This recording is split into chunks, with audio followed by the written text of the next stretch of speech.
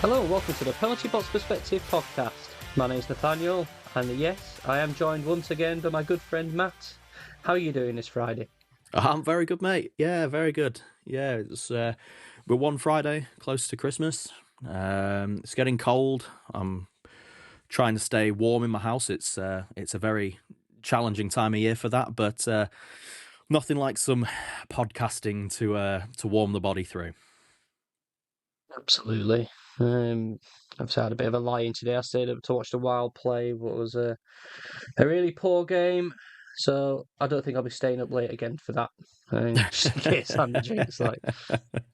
Um, but yeah, we got another obviously smaller episode today. What we decided to do is we're going to cover off our awards predictions that we made in the pre-season, see how stupid we look right now, and also to see if we're allowed a cheeky few changes. What do you think?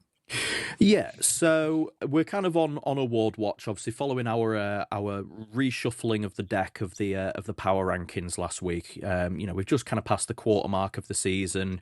Obviously, in the approach up to Christmas, we've just had American Thanksgiving, so we just thought, what a better time to go over our predictions from the start, from the preseason, really, for some of the awards at the end of the year, and sort of see how on point we were with them, see how absolutely way off the mark we were with some of them, which we're going to cover.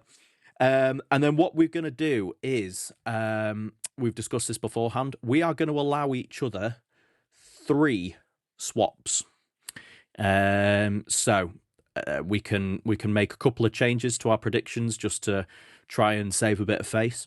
But we're going to be going through, well, the majority of the NHL awards, just not every single one of them, because some of them are absolutely impossible to predict. So we're going to go through the Hart Trophy for the league's MVP, the Art Ross for the most points in the regular season, the Rocket Richard for the most goals, the Selke Trophy for the best defensive forward, the Norris Trophy for the best defenseman, the Vezina Trophy for the best goalie, the Calder Trophy for the best rookie, and the Jack Adams for the best coach. So, Nathaniel, do you want to kick us off with the Hart Trophy? Yeah. So I'm sitting here fairly confident and pretty with my pick here. So I led off with my main prediction would be Nathan McKinnon, with an underdog choice of Mitch Marner, which I'm not too confident about. But I think, without a shadow of the doubt, at this moment in time, I'm going to be spot on with that pick. Can't disagree with that. Nathan McKinnon's having an absolutely monster year. I think on our last episode, did we figure out he's projected like 140 point season or something ridiculous like that? He is on Yeah. absolute fire. He's scoring goals, he's creating goals, he's being fast, he's being physical. I think you are sitting pretty with that Nathan McKinnon pick. I also had Nathan McKinnon in my selection. I had him as my outsider, only to Connor McDavid. Now, I am actually going to utilise my first swap here, taking Connor McDavid out of my favourite spot and kind of bumping Nathan McKinnon up by that default. And I am going to swap him for my outsider pick for the Hart Trophy. I've got to do it. I'm going to pick Connor Bedard. I just think that he is having an absolutely ludicrous season. And the thing is, and here's my argument for it, is the Hart Trophy is for the most valuable player. Now, when you are weighing up McKinnon against Bedard, obviously McKinnon right now is the better player. There's no denying that. I'm not trying to suggest otherwise. But in terms of value, is Nathan McKinnon more valuable to the Colorado Avalanche than Connor Bedard is to the Chicago Blackhawks team? You take Bedard off of that Blackhawks team, I mean, what are they really at this moment in time? You take McKinnon off of the Avalanche. Obviously, that is a huge loss, but they've still got Makar, they've still got Devon Taves, they've still got Landeskog and Natchez and a whole bunch of guys who can they would still be a playoff team. I think. Don't know about you. What are your thoughts on that? I mean, I like it. It's bold. It's out there. Would I have used that kind of would I have used one of my 3 picks to make such a bold prediction otherwise? I would have probably used it to more shore up uh, obvious gaps on our prediction lists. I get what you mean, and the dictionary definition of most valuable player, I think you're probably right. But when you look at it, the best team, the best player on the best team, top of the league standings in quite a lot of metrics, I think he can be. I think it is McKinnon's award to lose it, if I'm honest. That's why I didn't bother changing it. I don't think Mitch Marner's going to be in the running for the Hart Trophy by any means whatsoever. But the reason I didn't make a change on this is I just don't think anyone other than McKinnon will get it. But I like the choice, and arguably, yes, you take Bedard off your Blackhawks team, and I'm not sure. So, I don't think he'll be doing as well as you are doing this year. I No, just to don't say think the it's this least. year. No, Yeah, that's fair. I mean, if they get to the playoffs and stuff and be competitive in the playoffs, it might be a different conversation generally. But Oh yeah, I um, mean, any conversation around Bedard getting any sort of Hart Trophy votes, it has to start with Chicago making the playoffs, because you can't have a team finishing outside of the playoffs have a player win the league's MVP. But I just think that if they do, then I certainly think it's a conversation worth having. yeah. Who else do you think then is? These aren't our predictions for who's going to win, but have you got anyone else in mind who you think are sort of up there in the running right now? I mean, I think obviously you've got McKinnon in there. I think. I mean, I just think you can't not have McDavid in there. I think that we know how good he is. He's putting up another season like he has done in the past. And for me, I think McKinnon, McDavid, Bedard, Celebrini. Those are I think those are definitely the guys in the conversation at the moment. I think 3 of those Yeah, 4 players will be finalists for the trophy. yeah. I don't think there's going to be any sort of goaltender love in this like Conor Hellebuck did last year. No, I I wouldn't don't. say I think so. there are some great goaltenders, but I don't think any of them are making a push to be the Hart Trophy winner this year. But obviously, those are our picks. We're both sort of leaning um, into the McKinnon love in this regard. If he keeps it up, I think that's a big tick in our books. I think from that. Oh, big time, big time. Cool. Right, we'll move on then to the Art Ross Trophy. So the Art Ross is awarded to the player who scores the most points in the regular season, so combined goals and assists. The current holder of that is Nikita Kucherov from the Tampa Bay Lightning. I went with the predictions of Connor McDavid winning the Art Ross Trophy, along with my outside shot of Kirill Kaprizov. I like that. I like Yeah, that you didn't change I bet you do. that. Yeah, I'm I'm I remember you I'm having this conversation. I'm staying put on my picks for that as well. Yeah, I think it's a. I think I remember having this conversation back.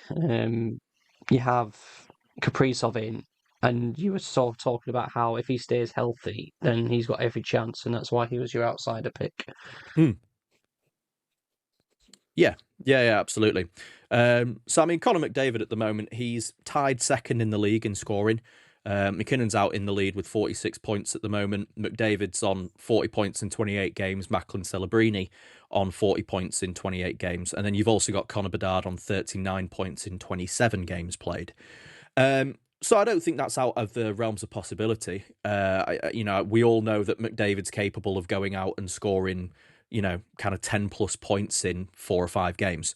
So I'm still pretty confident in the fact that McDavid could end up taking that.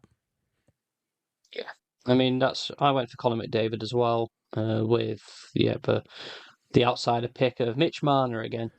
Um, and he's not against it. He's putting in plenty of assists. He's just not scoring any goals, which is impacting my fantasy team.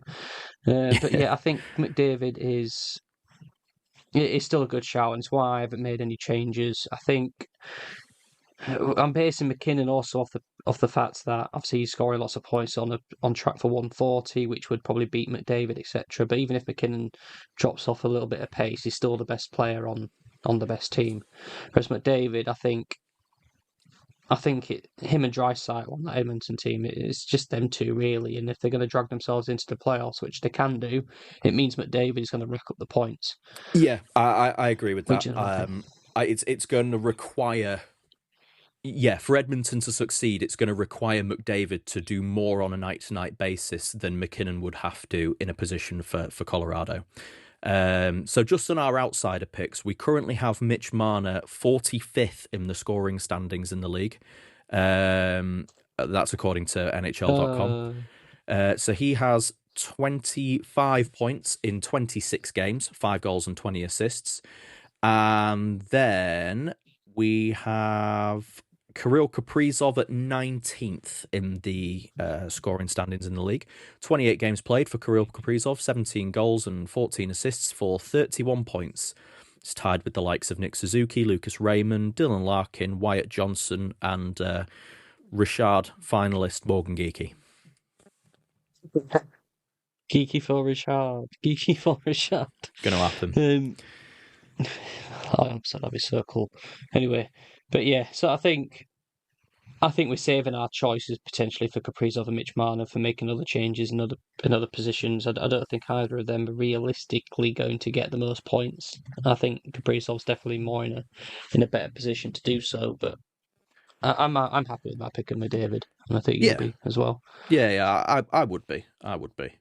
Right, so moving into the Maurice Rocket Richard Trophy. So that is the trophy awarded for the player who scores the most goals in an NHL regular season.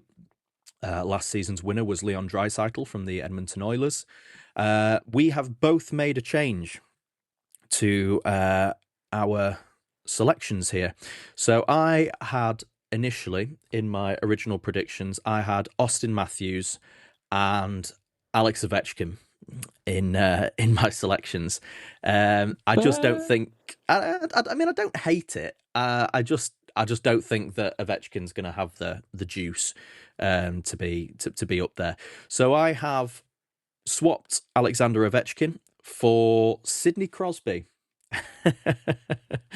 I just think that Sidney Crosby is he's an ageless marvel, and he's just decided this year that he's going to grab this Penguins team by the scruff of the neck. He's going to score all the goals. He's currently tied third in the league with Connor Bedard, of all people, actually, with 18 goals on the season. That's only headed by Morgan Geekie and Nathan McKinnon. So despite all the Geeky for Richard chat, for my actual predictions, I'm nailing my colour to the mast, and I'm saying I think Sidney Crosby is going to take it. Wow. Okay. Fair play. I mean, it's another bold choice. Again, I see the changes that you're making, and you're going for potential underdogs. I don't think Crosby's ever been labelled an underdog for anything in his life, but um, it's another, I think, heartfelt pick. You're picking with your heart rather than your head here. Maybe. I'd say that's wrong. I think I've made a more sensible choice. I started this year thinking Mikko Rantanen was going to score the most goals in the league this year. He's doing all right, but he's not going to be. I don't think he's going to be a top scorer. And then again, for some reason, I had Mitch Marner as my outsider. You went so hard on the Mitch Marner train this year. This was going to be his year, based off of your predictions. It's not quite happened. Not quite. I mean, he's still going to be there as my outsider, simply because he's doing fine. If he turns it on, he could wrap up these awards, surely. Yeah, but I have made a change though. I have taken out Mikko Rantanen because I don't think he's going to be up to it, and I've replaced him with Nathan McKinnon. I just think even if my money's on McDavid potentially to get the most points, McKinnon will still have to come in high up the standings, and I just think it's a sensible choice for me to say that the current top goal scorer of the league will continue on this trend. There's no signs of it slowing down particularly. Yeah, I mean, you're picking with your head, absolutely. And again, I think that's probably more sensible than what I'm doing. But I like an underdog bet, and I think that Nathan McKinnon is about as safe a decision as you can make right now. Yeah. And it ties in a lot with my other choices. So I'm going to sit pretty with this. And if it makes me look more respectable come the end of the year, then I'll take it. Oh yeah, yeah, absolutely. So we'll move into the Selkie Trophy then, which was awarded to the forward who displays the best defensive acumen throughout an NHL regular season. So basically, the best defensive forward.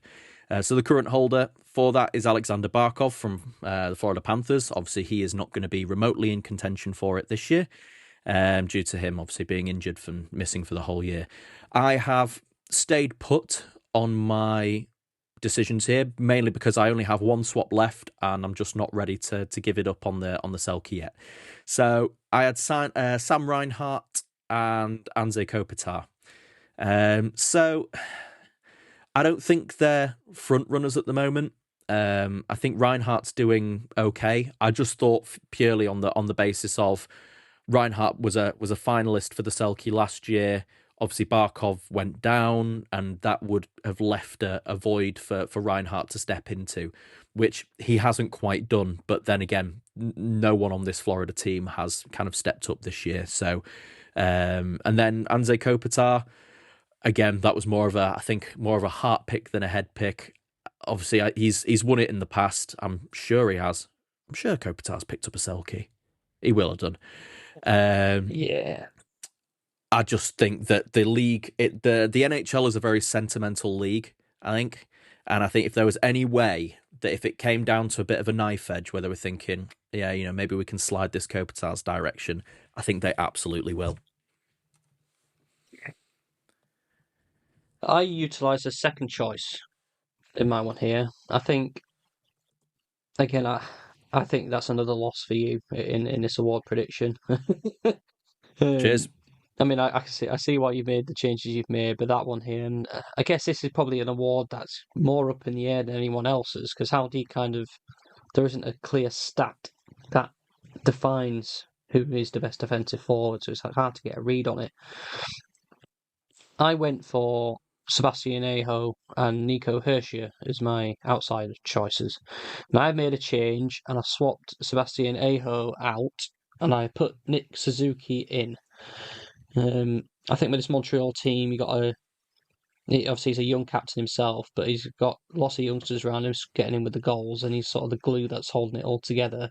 I think he could be the prime candidate to be given some sort of nod as to an award of how he sort of led that team, and I think it could be in the form of the best defensive forward.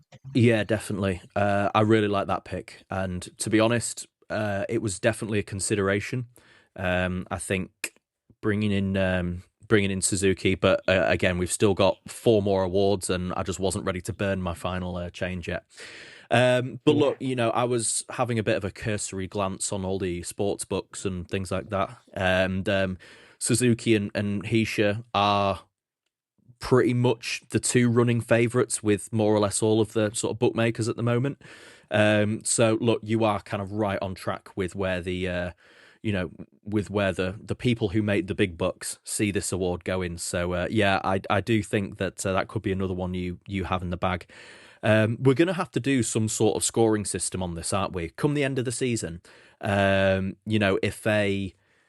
if your favourite wins the award, you get 2 points. If your outsider wins it, you get 1 point. So we can hash out the details later, but I think there needs to be some sort of way that we can go sort of head to head in this and see who comes out with the most points, and maybe have some sort of forfeit for the loser. Oh, I like that.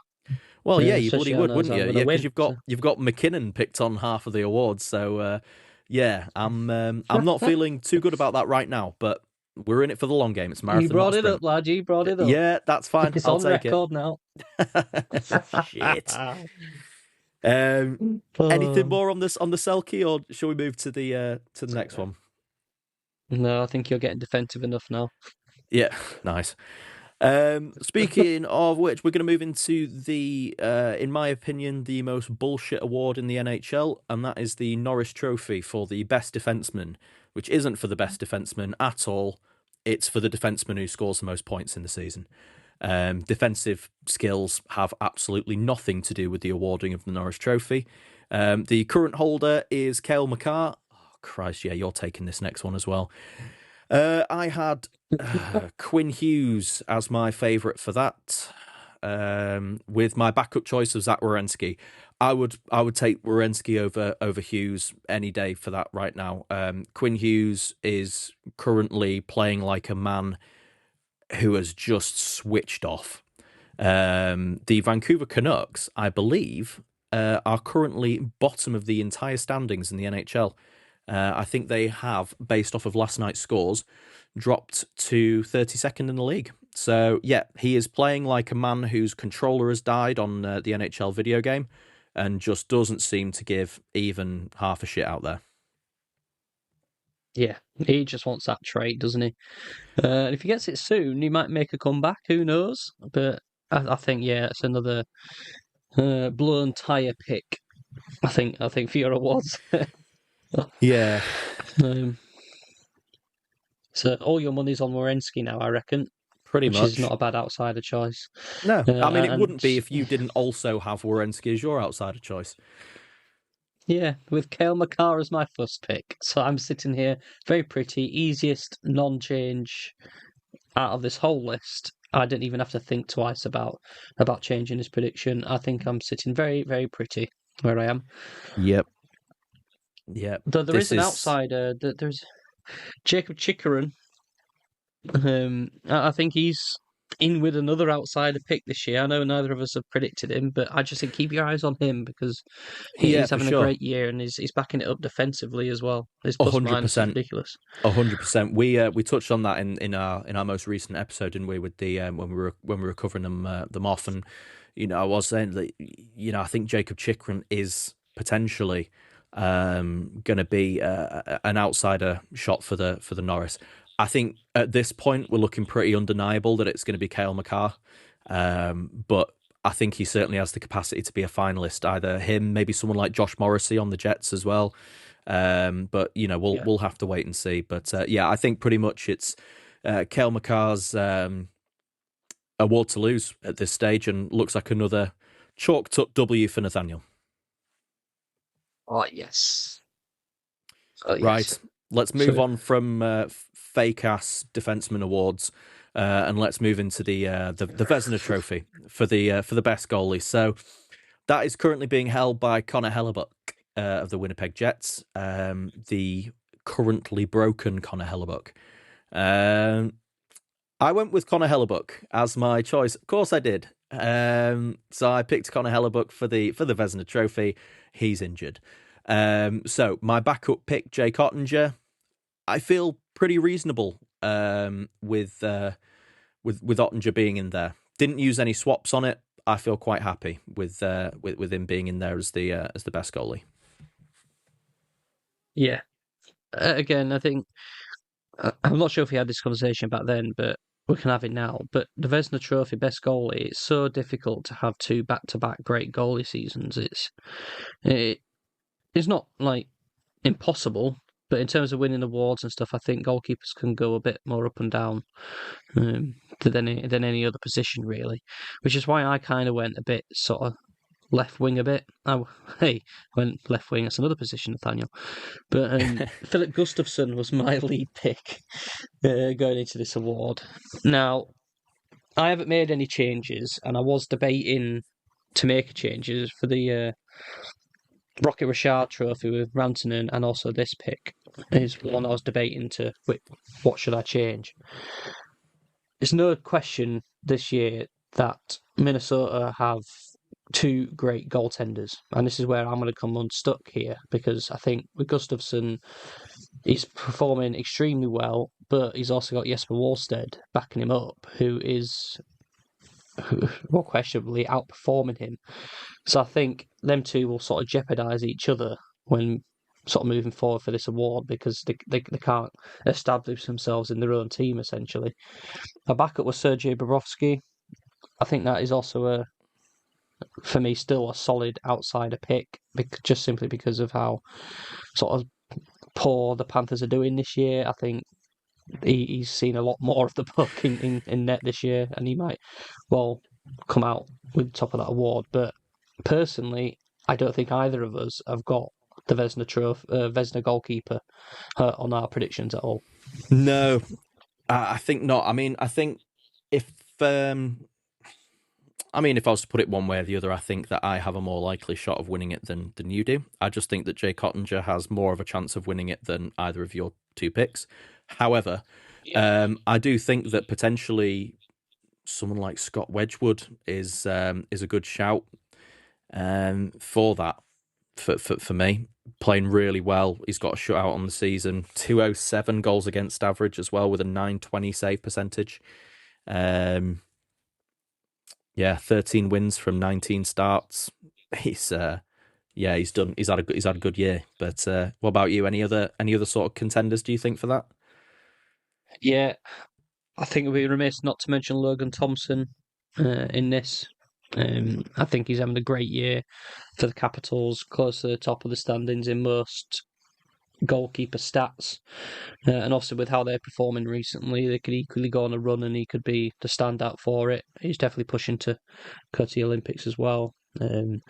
Also, I mentioned Wallstead before, just simply because of his ridiculous stats and shutouts he's got in his first 10 games this year. But I still think that's a bit more of an outsider. And then I don't think you can rule out Andrei Vasilevsky either, just because, again, similar to the Capitals, just how much of a run the Lightning have been on recently and how well he's performing. I think Yeah, there's a long time left in the season yet, and he could establish himself there as well. yeah. Someone. I think he's someone who you would be a fool, I think, to ever count Andrei Vasilevsky out of anything.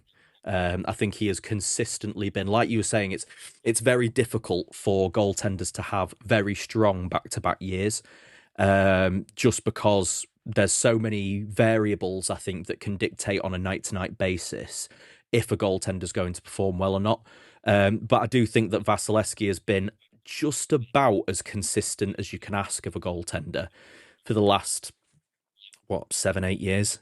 Let's not sleep on Brandon Bussey either. I mean, I don't think he's starting enough games to be considered for for the Vesna, but just on like a honourable mention. He's currently started 8 games this season. He's won 7 of them and lost 1. He's got 211 goals against average and a 908 save percentage, with a shutout on top of that as well. He's also got 1 assist. Cool. Shall we move on to the next one? All right, ahead. Cool. So we will move from the Vesna Trophy into the Calder Trophy for the best rookie. Now, the current holder of that is Lane Hudson from the Montreal Canadiens. I have used my final swap on the Calder Trophy, and I had initially Ivan Demidov as well as Sam Rinzel from the Chicago Blackhawks. Now, things haven't. Sam Rinzel hasn't been terrible this year by any stretch of the imagination. He's just not been Calder Trophy good this year. He's not costing the Blackhawks in any way, shape, or form. I just don't think he's maybe quite kicked on as much as he would have liked from the end of last year, when he came up for the final few games of last season. So I have swapped him out, interestingly enough, for Jesper Wallstedt. I just think that what we are seeing from a rookie goaltender with 10 games played, with 8 wins on those 10 games, a 174 goals against average, and 4 shutouts in 10 games with a 944 save percentage as well, is just ridiculous. That's And my it's goalkeeper, baby. absolutely, well, it's your backup. It's just it's just insane. We saw Dustin Wolf as a finalist last year as well, and he was putting up sort of similar, well, maybe not quite as ridiculous stats as these, obviously, because it was a larger sample size with him being the starter. But I just don't think you can overlook, 4 shutouts in 10 games. I just think that you'd be an absolute fool to, and he's been, absolutely ridiculous. He is too clear of the next goaltenders in terms of shutouts. He's on 4. There isn't anyone else with over 2 at the moment. So, yeah, I just think he certainly deserves some consideration. Absolutely. And any time I can give a Minnesota Wild player some love in terms of the doing well, I'm certainly all for it. Uh, Obviously, I used my last pick on this award as well, and I was considering Wolstead greatly as well because I went in with Sam Rinzel as my outsider pick, and he remains my outsider pick just because I can't change everyone. I I thought Zane Perek was going to have a lot better season than he has done this year. Um, I mean, that hasn't helped with the claims being absolutely woeful. Yeah, But he's not going to cut the mustard. He's not got a chance of winning this award, so that's why I've made the change on him. So I was considering Jesper Wallstead, but I just think in terms of consistent play, playing every game, top line minutes, you can't go wrong with Matty Schaefer. He's scoring points. He's doing well on the Islanders team. He's leading from the front. They're not hiding him away anymore. He's stepping forward, and I just think he's gonna. I think he would be the safer pick, the head pick over the heart pick. I think. don't hate that whatsoever. Matthew Schaefer is keeping that Islanders team afloat. Quite in more or less most nights. He's keeping them competitive. He's playing out of his mind. And again, I think it's quite straightforward for a young forward, or certainly more straightforward for a young forward to jump into a lineup that's already in like a functional system and just go out there, skate fast, and fling the puck on net. Whilst I think when you look at defensemen, especially, I think that there's a lot of responsibility on their end as well. And for Schaefer to come in his rookie year, straight out of the draft, and play the way he has, I think he's been a brilliant player this year, and someone again who I wouldn't be surprised if he took home the Calder Trophy. I think for me, if you were to ask me right now, I think you probably get Schaefer, Wallstedt, and probably Demidov as your three finalists. I think. Yeah. I have a bit of a deep dive into Schaefer's stats. Right, he's played 28 games. He's got 20 points. So decent return for a rookie defenseman. He's on a +9 as a rookie defenseman. But what's more impressive for me is that on that Islanders team, he's top of the team with 23 minutes, 27 games average time on ice per game played. Albeit obviously the second and third place players are Barzal and Horvat, both on around the 21-minute mark, so 2 minutes more than them. But defensemen generally play more time on ice, but the second defenseman, Ryan Pullock, is on 20 and a half minutes. So he's playing 3 minutes more per game than any other defenseman on that team, and he's putting in almost, well, not quite a point per game, but he's up there and he's on a +9. So I just think that's incredible. I can't go past that personally. I think that's just he's got Calder written all over him. Yeah, yeah, absolutely, absolutely. I was just to finally touch once more on Wallstedt before we move on to our final award, and I think as well you'll also enjoy this from the perspective of opportunity to glaze a Minnesota player. I was just having a look through the most shutouts by a rookie goalie in an NHL season. Now that record is currently held at 15 shutouts in a debut season for a rookie goaltender, and that was by the Chicago Blackhawks' very own Tony Esposito in 1969 to 70 season. However, there hasn't been one this millennium. The highest this millennium has been the 08-09 season, where Steve Mason recorded 10 shutouts for the Columbus Blue Jackets. Do you think there's any world where Wallstedt gets anywhere close to 10 shutouts this year? No, No? personally, Is it just going to come down to workload, do you think? yeah, that's the main point. If you had I don't know a lot about that season for the Columbus Blue Jackets and what their other goaltenders were like, but I'm pretty sure they wouldn't have had a Philip Gustafsson in the team as well. So I think that's a big ask over, let's say, even if they split the starts, which I think will. It's probably where they're heading at the minute, but obviously Gustafsson's already had a start. So I think Wolstead will probably get 37, 38 games this year. Yeah, no, He can't absolutely, and maintain that shutout record, I don't think. I wouldn't have thought so. And that's the thing. Like he's already done so well based off of like 10 starts, and just to throw a couple of other names out there, just to kind of mention what sort of company he's in for rookie goaltenders. Pecorine had 7 shutouts in his rookie season with 52 appearances. Um, Elvis Merzlikins, Jordan Binnington, Tuukka Rask, and Roberto Luongo all had 5 shutouts in their debut NHL seasons. So Binnington had 5 in 32. So I am sincerely hoping that Wallstedt can do better than that. So any opportunity to leapfrog Jordan Yeah. Binnington in anything. No, I feel bad for saying he's not going to get there. I think he'll probably sit on 7 or 8 personally. Uh, just going on trend for the rest of the season. But so I think, and I'll be praying he gets more than Binnington as well. So he's definitely, it's going to come down in lore as one of the best rookie goaltender seasons that's ever happened. I just don't think it's necessarily going to be record breaking.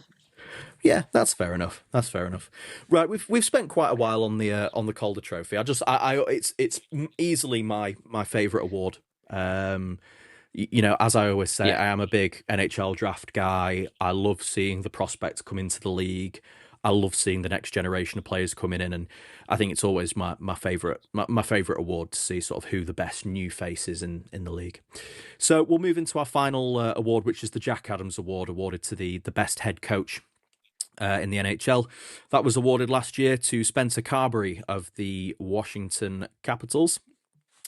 We both have burned all of our swaps, so we're having to sit on our existing picks. And you know what? To be honest, Oh no. Oh yeah, no. well, go on then, lead us off. Sorry to jump in on there, but we have to stay with our picks. Do we? Do we have to? Yeah, I went for Jared Bednar.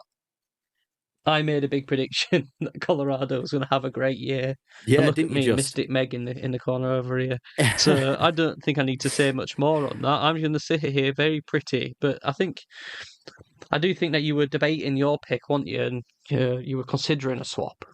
Yeah, certainly was. I mean, the thing was that I just thought that my selection was still viable enough that it didn't merit swapping. So I went with Martin St. Louis from the Montreal Canadiens. I think Montreal have been fantastic this year. I think they are playoff bound. I think they've taken that final step in their rebuild, and I think we can now probably say that the Montreal rebuild is well and truly over, and they're now sort of in that window of contention.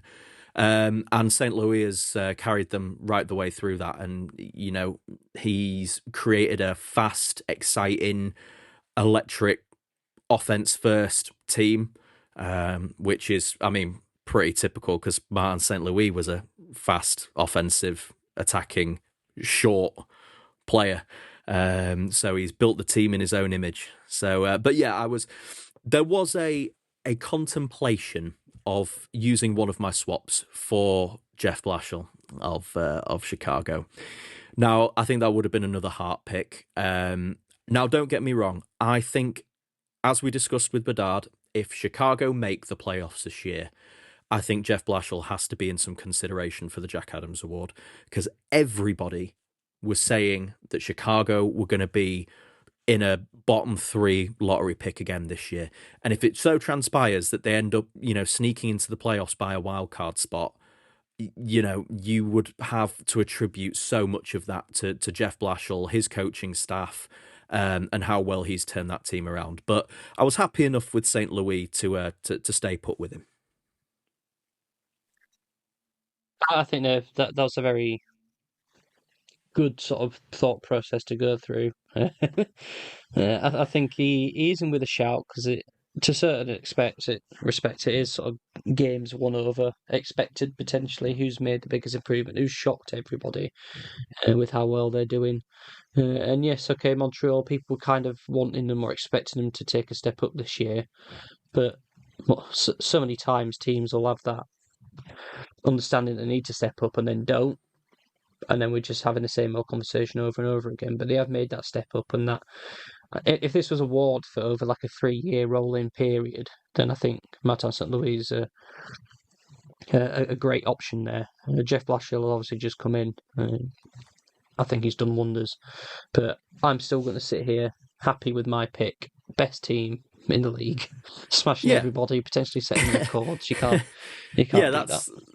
that's looking like a pretty solid pick, I think. So, I mean, it wouldn't surprise me potentially if St. Louis, Bednar, and Blashill do end up being the 3 finalists for the award. That wouldn't surprise me at all, or even potentially depending what Dallas end up doing.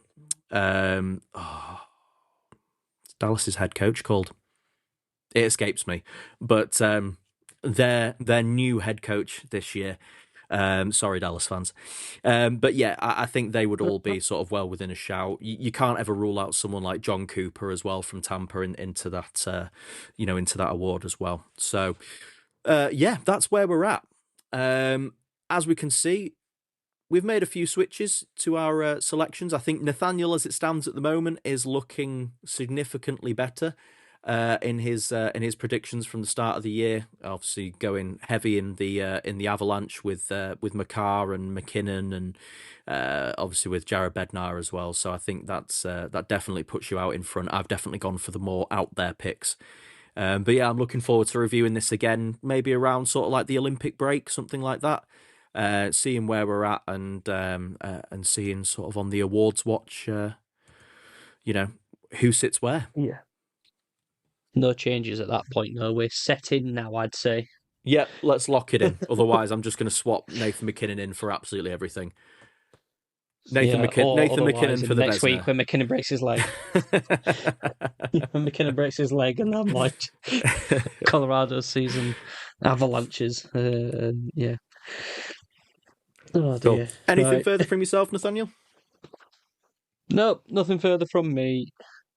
Brilliant stuff. Okay, well, as always, guys, you can find us on X and Instagram at the PBP podcast. You can also get in touch with us on Gmail at penaltyboxperspective@gmail.com. If you have any thoughts, feelings on the shows, recommendations, feedback, anything along those lines.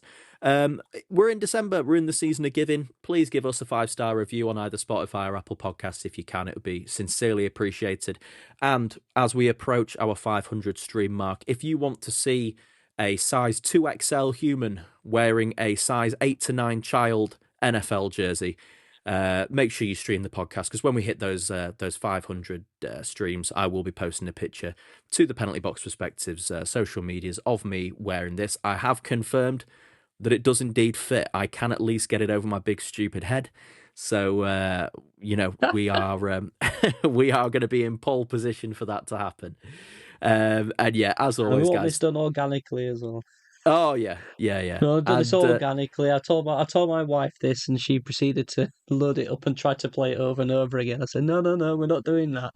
No, let's grow the podcast. Let's humiliate one of the hosts in the process, and yeah, let's. And as always, guys, thanks for being with us. It's sincerely appreciated. Take care. We'll see you next time.